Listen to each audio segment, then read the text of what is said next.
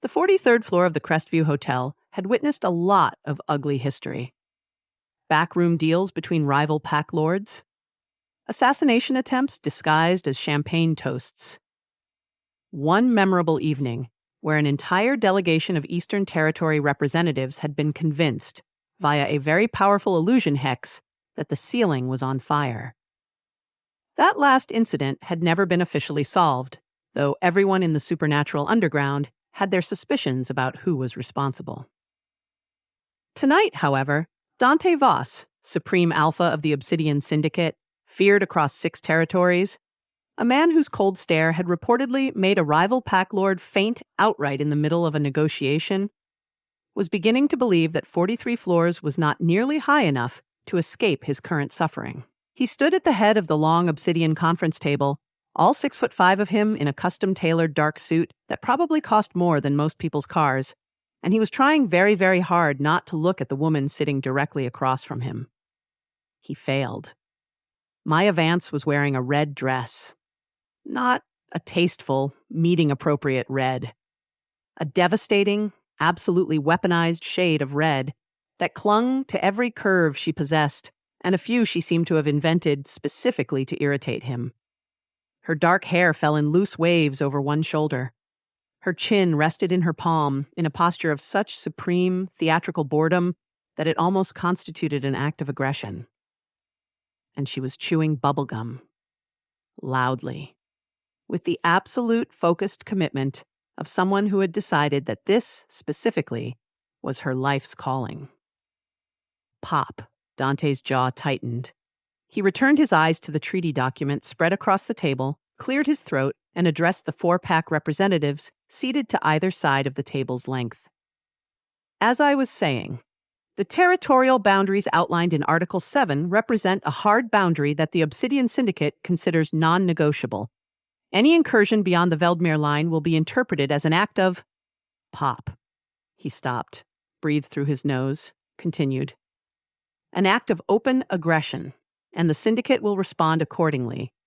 I want every faction head in this room to understand that the age of informal agreements and handshake treaties is finished. From this point forward, all territorial disputes will be mediated through... Pop. Snap. The bubble burst with a sound like a small firecracker going off in a library. One of the pack representatives flinched.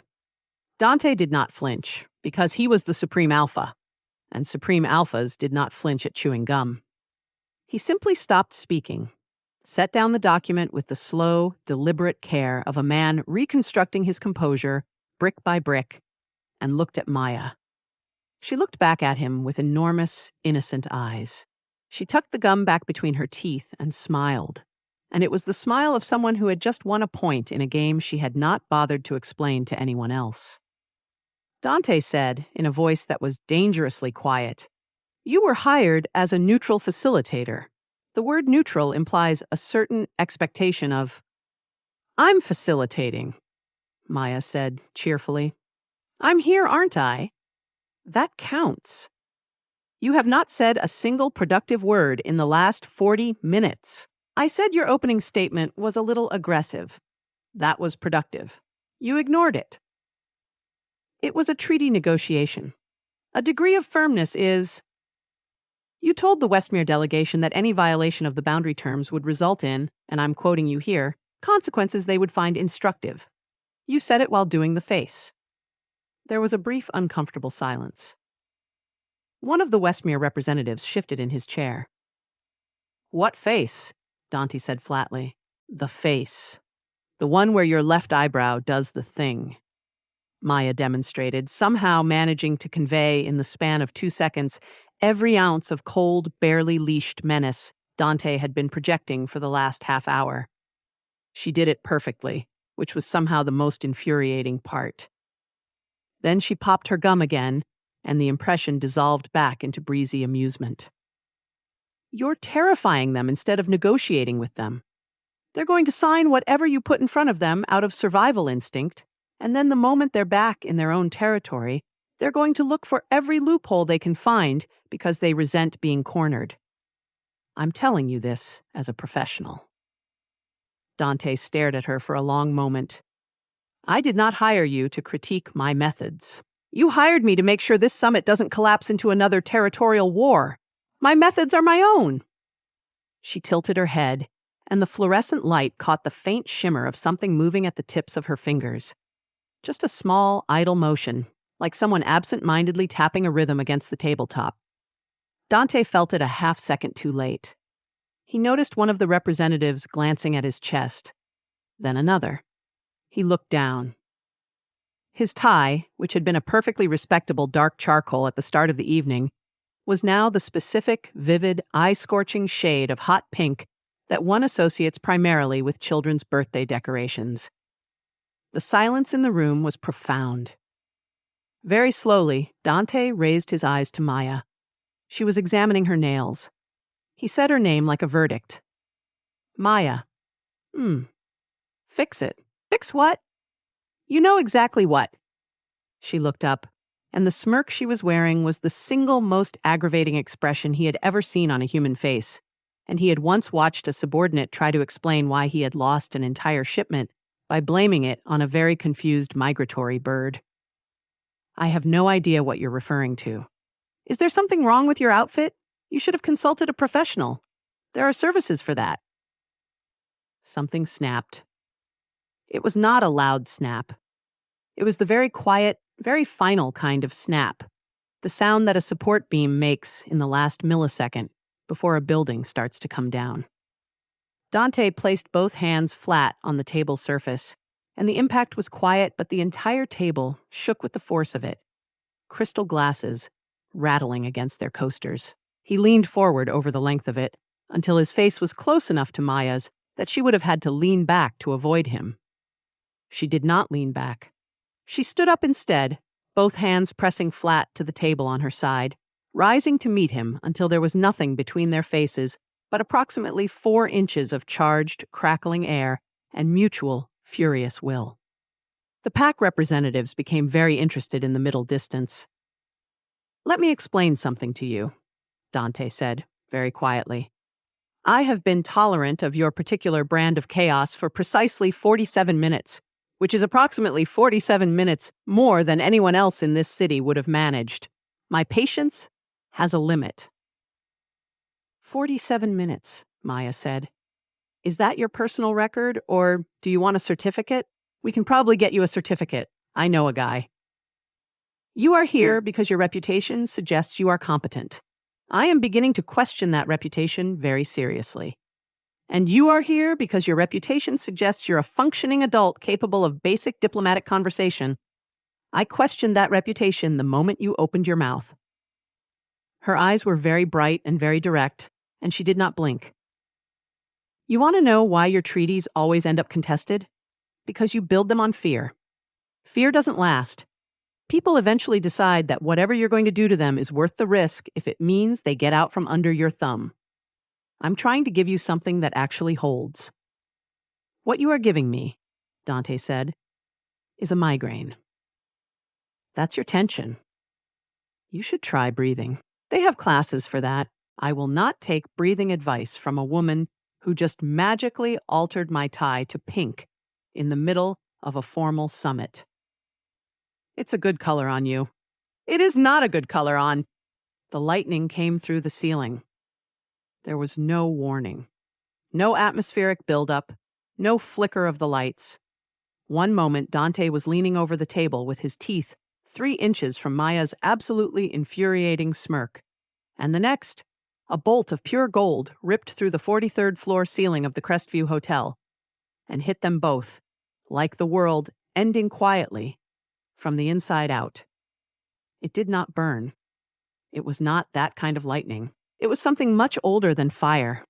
A tightening in the chest and a roaring in the blood and a sudden, horrible recognition, like hearing a piece of music you have never heard before but somehow know by heart. Dante felt the world go very still and very loud at the same time. Every nerve in his body oriented at once toward Maya, like a compass finding north. And the word mine detonated somewhere deep in his chest with the force of a truth he had never been given the option to reject. The room was completely silent. Both of them straightened. Both of them took a step back. Dante stared at Maya. Maya stared at Dante. The pack representatives looked at the scorch mark on the ceiling, then at each other, then back at the two people on opposite sides of the table who were both breathing like they had just run very fast away from something that had followed them anyway. Dante spoke first. That? He stopped. Try it again.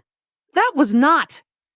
He pressed one hand briefly against his sternum, then dropped it, expression locked back into iron.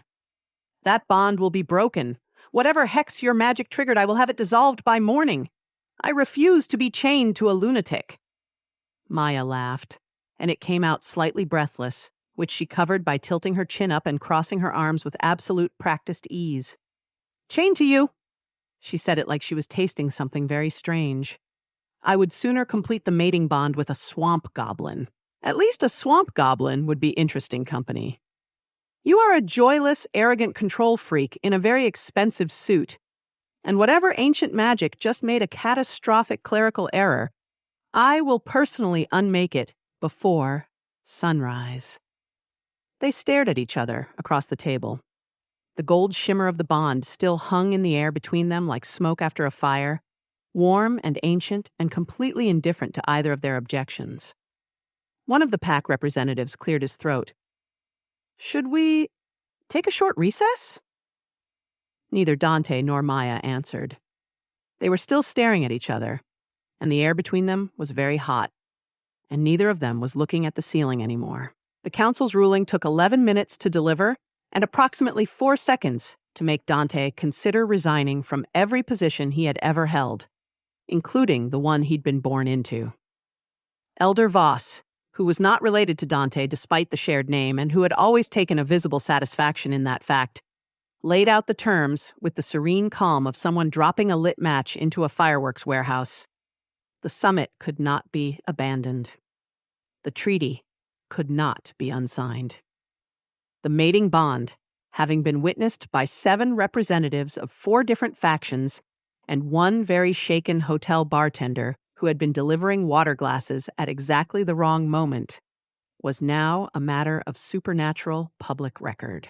Until the terms of dissolution could be properly reviewed, challenged, and processed through the appropriate arcane channels, a process that would take, at minimum, 1 month, the bonded pair were required by ancient law to maintain proximity for stabilization purposes. Bonds left unresolved had a tendency to make the bonded party unpredictable, which was a polite word for dangerous, which was a very impolite problem when one of the parties ran a 6-territory criminal syndicate. The council's solution was the penthouse at the top of Dante's own building, which they clearly found very clever. Dante found it a targeted personal attack. My guest room, he said to Maya, once the guards had been stationed outside and the elevator doors had closed, and they were standing in the middle of his immaculate, open-plan living space, which was all clean lines and dark stone and absolute, orderly silence. You will stay in the guest room. You will not touch anything in my office. You will not rearrange the kitchen. There are rules for how the kitchen is organized, and they are logical, and I will explain them. I'm going to stop you right there, Maya said, and dropped her bag directly in the center of his white marble floor with a sound like a small, deliberate declaration of war. She looked around the penthouse with the expression of someone doing an appraisal. This place looks like a very expensive waiting room. Do you actually live here, or do you just store your suits here overnight? The design is intentional. There's no color anywhere. There's not a single plant.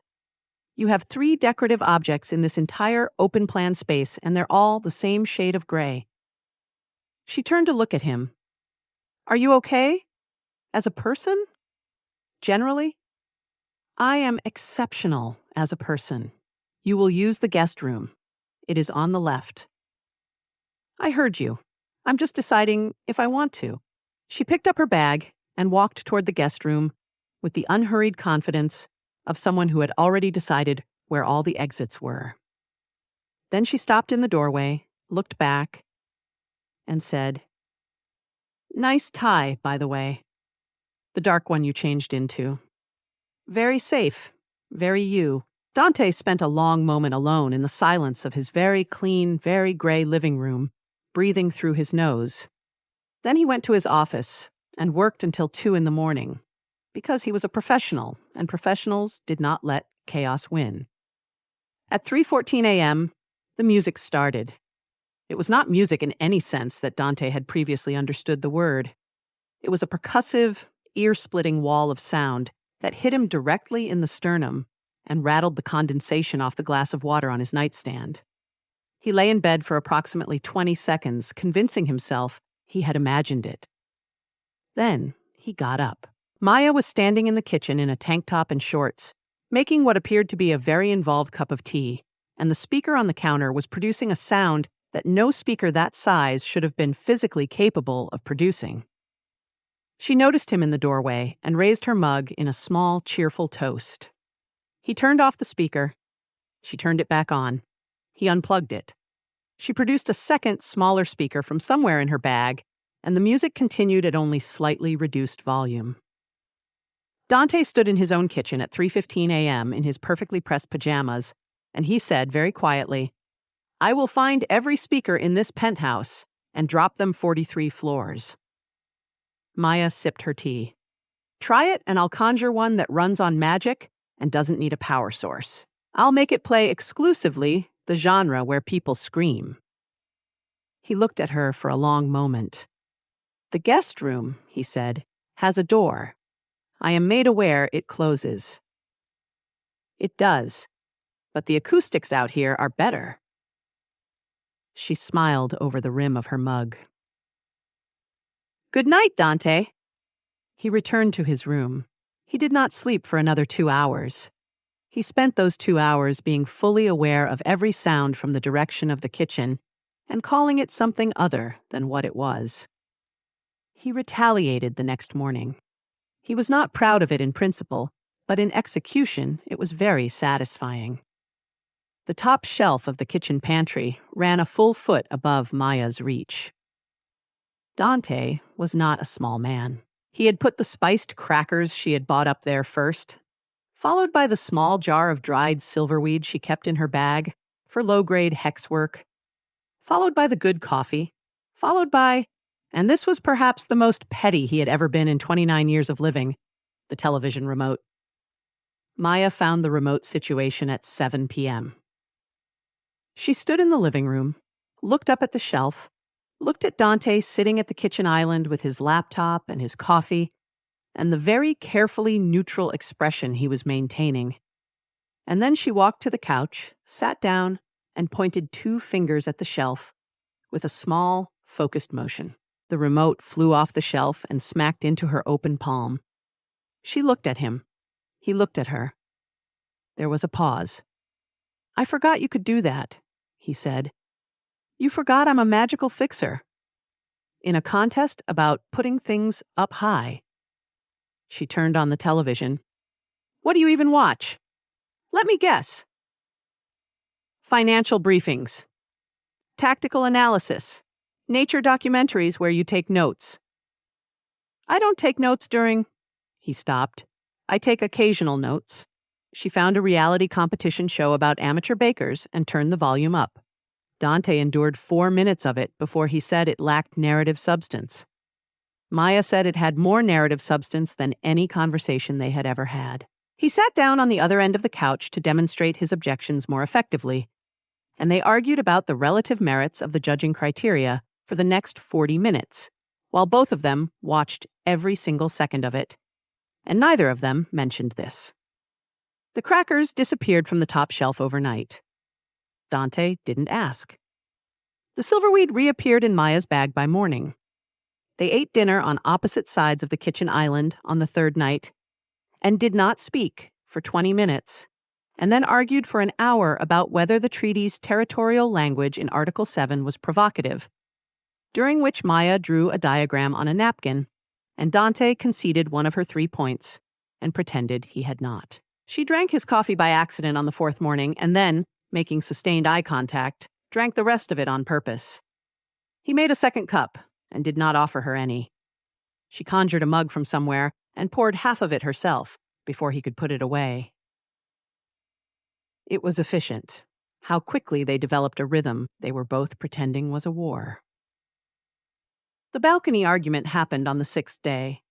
It started over the guest room window. Maya had opened it, and the cross-ventilation it created had disturbed the organized arrangement of papers on Dante's desk.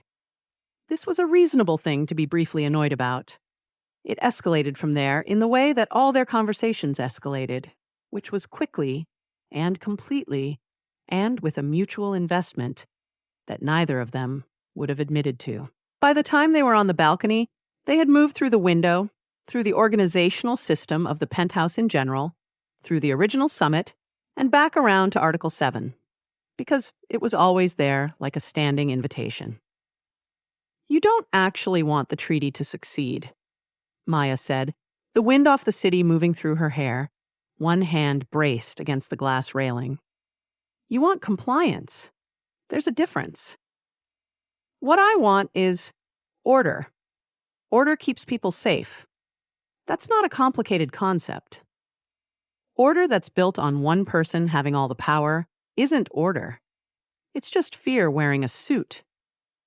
That suit has kept 6 territories from destroying each other for 4 years. That suit made 6 territories resent each other quietly for 4 years.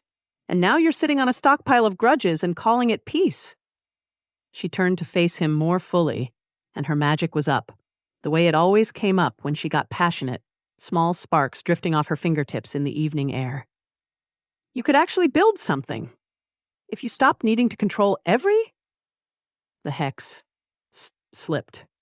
It was a small thing, just the idle energy she hadn't been directing, catching on the salt residue of the railing and creating a short, sharp crack of feedback magic that knocked the ground out from under her. She grabbed for the railing, and her hand went through the crackling discharge, and then she was tilting, the 43-story drop opening up behind the glass, and the city lights very far below, and her center of gravity already committed to the wrong direction. Dante moved. She had seen him be fast before, Pack Alpha fast, which was a different category from human fast. But this was something else. His arm came around her waist before she had consciously registered that she was falling, one massive forearm locking her body against his with a force that stole whatever breath she had left, and he pulled her back from the rail so hard that she landed flush against his chest, and they were both still and breathing, and he was not letting go. The city hummed 43 floors below. The wind moved. Maya became very aware of several things at once. The heat of him through the fabric of his shirt, the fact that her hands were pressed flat against his chest and she could feel his heartbeat, fast and hard in a way that said his body had understood the danger before his mind did. The way his jaw had set, the muscle jumping in it, and the way his eyes, when they looked down at her, were not cold. Not even slightly. She looked at his mouth. She was not trying to.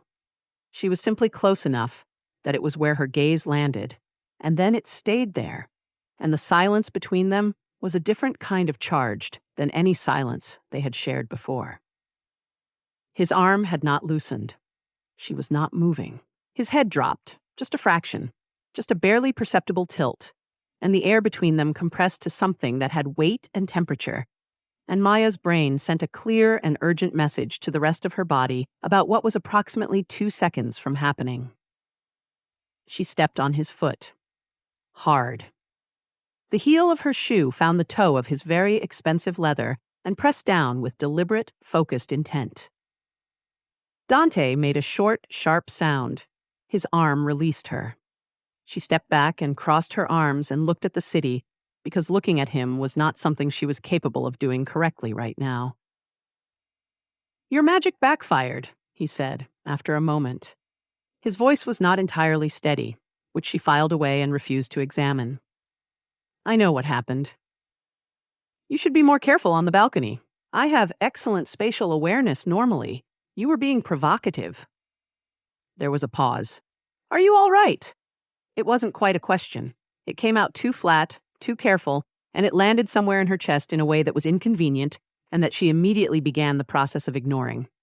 "I'm fine," Maya said. She turned around, and she made sure her expression was exactly the same as it always was. "Nice reflexes, though." Very alpha-y. I'm sure it's instinct. Don't read into it." Dante looked at her for a moment, and the look was too long, and she knew he was doing the same calculation she was, weighing the last 30 seconds against everything they were supposed to be to each other, which was a mistake, a clerical error made by ancient magic with bad timing and no sense of irony. "Go back inside," he said. "It's cold. I'll decide when I'm cold." "Maya." She went inside. Not because he told her to, because she needed the width of the penthouse between them and the balcony, and that 30-second stretch of silence that was still sitting in the air like a question neither of them was willing to ask yet. The invitation arrived on Dante's desk with the kind of formal weight that implied attendance was not optional, which was the only kind of invitation that came to the Supreme Alpha of the Obsidian Syndicate, the Hearthstone Gala, hosted by the Northern Compact on neutral ground at the Velarin estate. Every significant faction head in the region, every major alliance broker, every supernatural power player who mattered, and several who simply believed they did. Attendance was a statement. Absence was a louder one. Dante put on the dark suit and told himself the evening would be straightforward. He was at the top of the stairs when Maya came out of the guest room, and straightforward stopped being an available option. The gown was black, though calling it black the way he called his suits dark did the color a profound injustice. It moved with her in a way that suggested the fabric had opinions. It left her shoulders bare and fit the rest of her with the kind of precise, devastating attention to detail that made Dante momentarily forget that he had been mid-thought about logistics. Her hair was up, which meant the line of her neck was visible, which was information he absorbed against his will and immediately began the process of suppressing. She looked at him. He looked at her. She smiled, and it was the specific smile she used when she knew she had won something without having to compete. "You look like you've seen a ghost," she said. "I look like a man who is already regretting this evening." "Right." She picked up her small black bag from the side table, which he had watched her spend 45 minutes packing with spell components and things that clinked. "Try not to threaten anyone before the first course. It sets a tone." The Velarin estate was the kind of building that had been designed to make people feel smaller, with ceilings that vanished into shadow and chandeliers that could have moored small aircraft. The gala floor was already full when they arrived, and the sound of it was the polished, controlled noise of powerful people performing ease at each other. Dante moved through it the way he moved through everything, with the quiet displacement of someone whose presence rearranged the air, and Maya moved beside him for approximately 4 minutes before the crowd did what crowds always did with Maya, which was find her immediately interesting. He watched her from across the room. He told himself it was security awareness. It was not security awareness. The first man was tall, dark-suited, and from the eastern chapter of the Harrow Family Alliance. He found Maya near the champagne and said something that made her laugh. The laugh was real, which was how he could tell it from the one she used when she wanted people to think she found them funny. Dante registered the distinction. He noted that he had registered the distinction.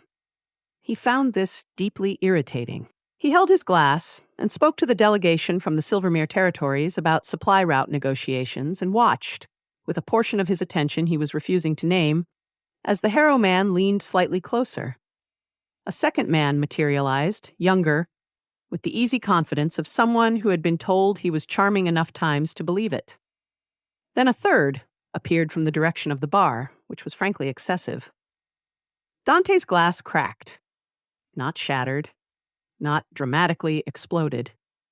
Simply developed a fracture in his grip that spread in a clean line up the crystal stem with a small, definitive sound, and the delegate from Silvermere looked at his hand with the expression of someone deciding how concerned they should be. "Excuse me," Dante said, setting the destroyed glass down on the passing tray of a waiter who wisely did not comment on its condition.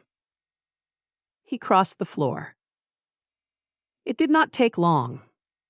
He was not a small man, and crowds generally found reasons to rearrange themselves in his path without being asked.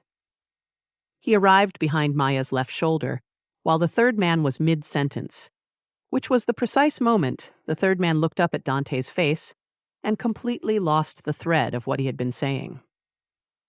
The first two found urgent reasons to be elsewhere. The third one stood for a moment longer, which said something about either his courage or his spatial awareness, and then decided that the other side of the room had things to recommend it. Maya turned around. She looked at the now empty space where three men had been standing, then up at Dante, with an expression that contained several things she was keeping in careful order. "Did you just alpha aura an entire corner of the room?" she asked. "I moved through the room. People moved. That's a natural outcome. You looked like you were going to tear the building down from the foundation. I was having a conversation. It concluded." He placed his hand on her lower back. He did it the way he did everything, without ambiguity, his broad palm settling against the silk of her gown just above the small of her back, and he felt her go very still for exactly 1 second before she decided to be fine with it. "Stay close," he said, which was not a request, and they both knew it. "You're unbelievable," she said, but she didn't step away. They were 20 minutes from the end of the formal reception when the lights went out. Not a power failure. The backup generators should have engaged in under 3 seconds, and they did not, which meant someone had taken the generators too, which meant this had been planned well and with specific knowledge. Dante's hand was already moving to Maya before the first sound of running feet came from the eastern corridor, and the bond, the one they had spent 10 days not discussing, pulled hot and sharp in his chest like a second heartbeat spiking. The Obsidian Syndicate security moved. The Compact's guards moved. But the rogue faction had already breached the ground floor, coming in through the service corridors with the kind of organized aggression that said this was not opportunism. This was a message. The ballroom fractured into controlled chaos, tables overturning, faction heads being pulled toward exits by their security details, the sound of engagement coming from 3 directions at once. Dante turned, putting his back to Maya's. "Can you work in the dark?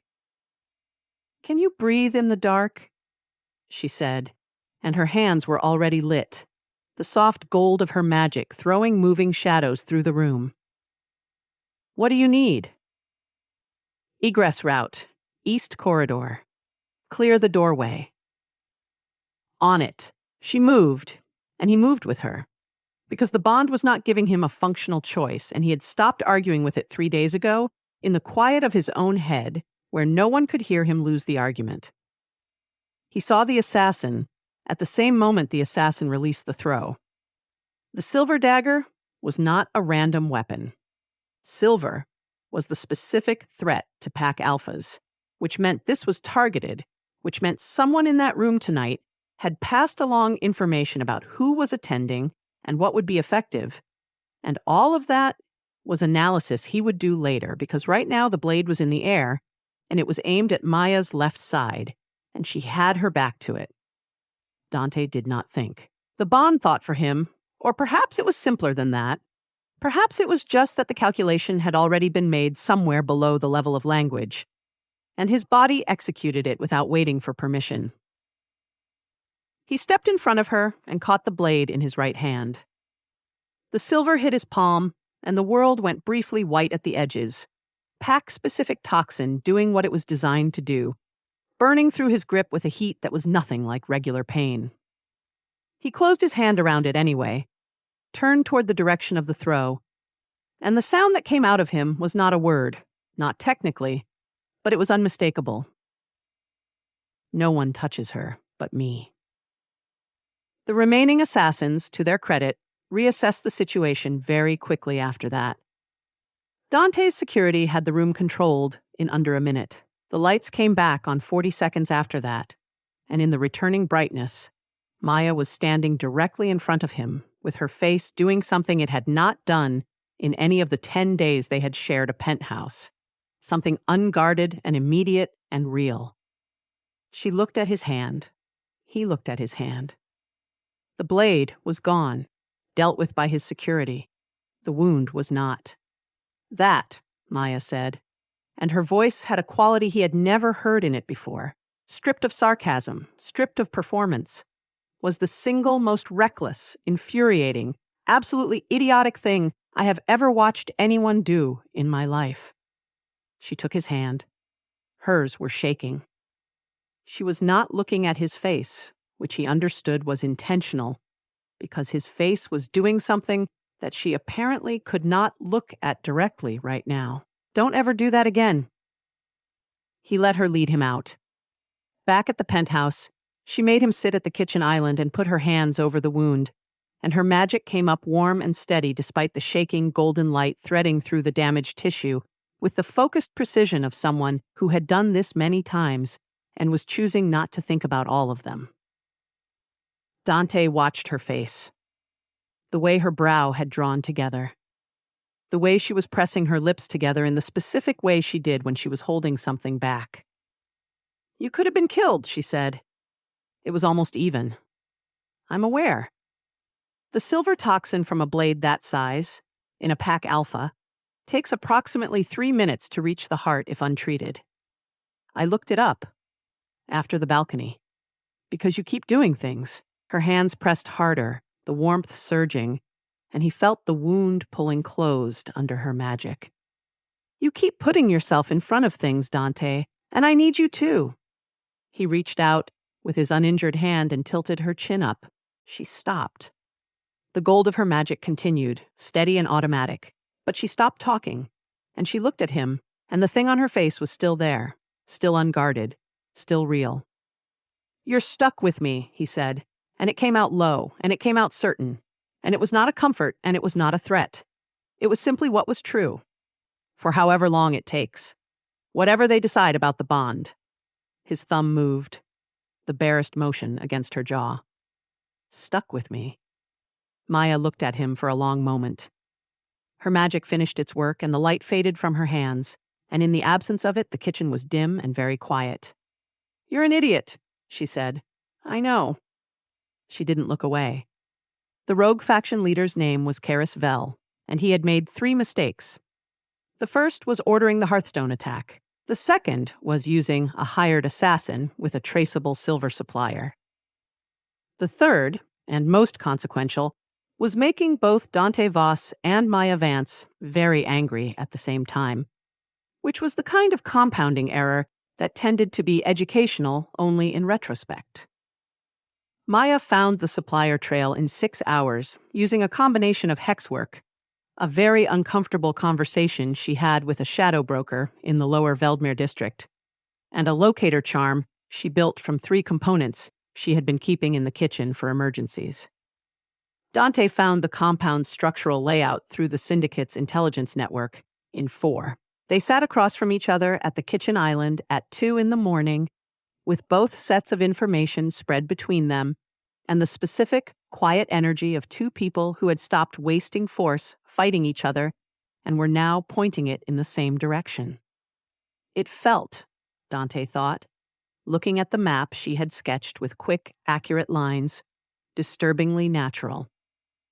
"East perimeter has a ward line," Maya said, tracing the boundary with her finger. "Old-school threshold magic.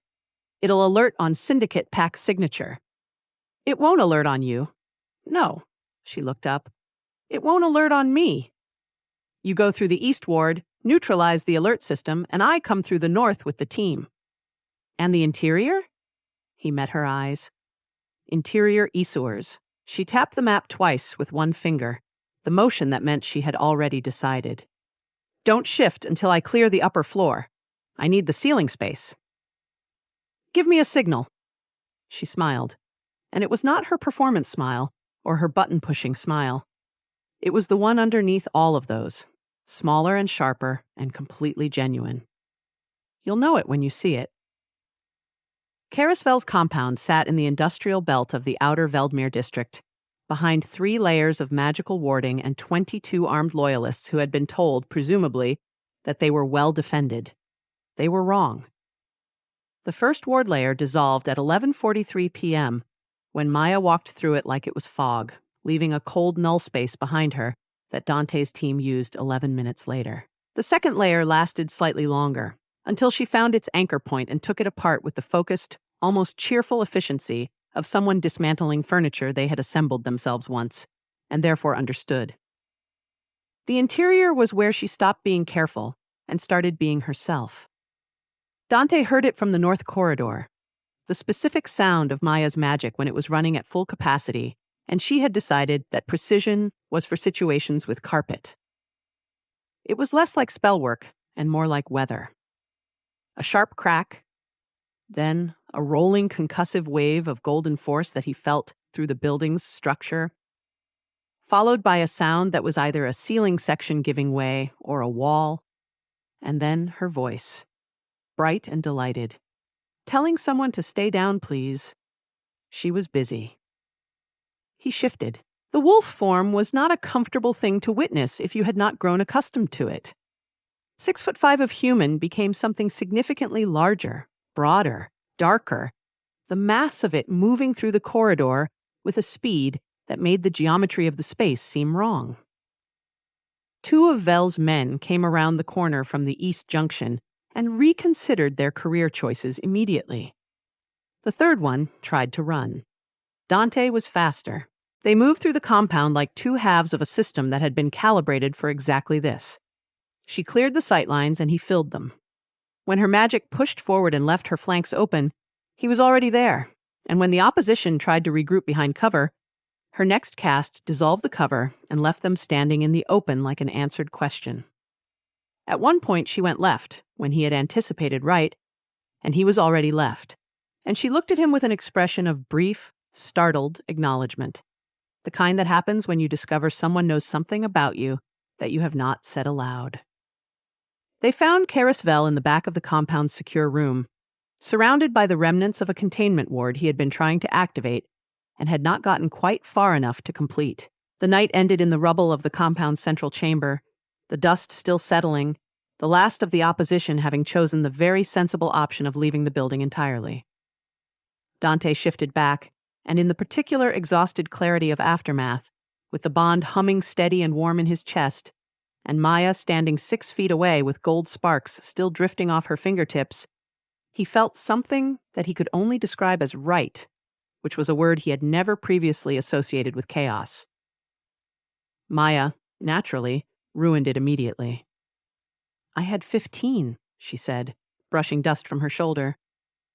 "You had 11. She turned to look at him. "I absolutely had 15. I had the east room and the upper corridor, which was 7, and then 4 from the main floor, which is 11, and I took out 2 of the 3 who came over the north wall before your team got to them, which is 13, and Vel counts as at least 2 given the containment ward he was trying to run, so that's 15 minimum, and I'm being conservative." Vel was a joint outcome. "You were in wolf form. I did the talking. You told him to please cooperate because you were tired and the flooring was already ruined. That's not tactical. It worked. It worked because I was standing behind you." She pointed at his chest. Her finger was about to make contact with the fabric of his shirt when he did it.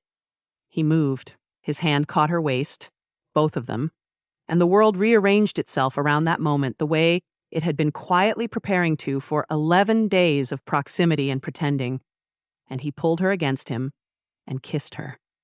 It was not gentle. It was not tentative. It was the kind of kiss that had been building pressure behind every argument and every exchanged look and every moment on the balcony and in the kitchen and at the gala with his hand on her lower back, and it hit all of those antecedents at once and burned straight through them. She made a small sound against his mouth that was either surprise or surrender or both, and then her hands came up, one against his chest and one behind his neck, and she kissed him back with the same absolute, no qualification commitment she brought to everything. The bond sang. There was no other word for it. It moved through Dante's chest like a frequency resolving from static into signal, clear and certain and permanent. When they finally stopped, she kept her eyes closed for a moment. Then she opened them. She was breathing the way she had on the balcony, fast and real, the performance entirely offline.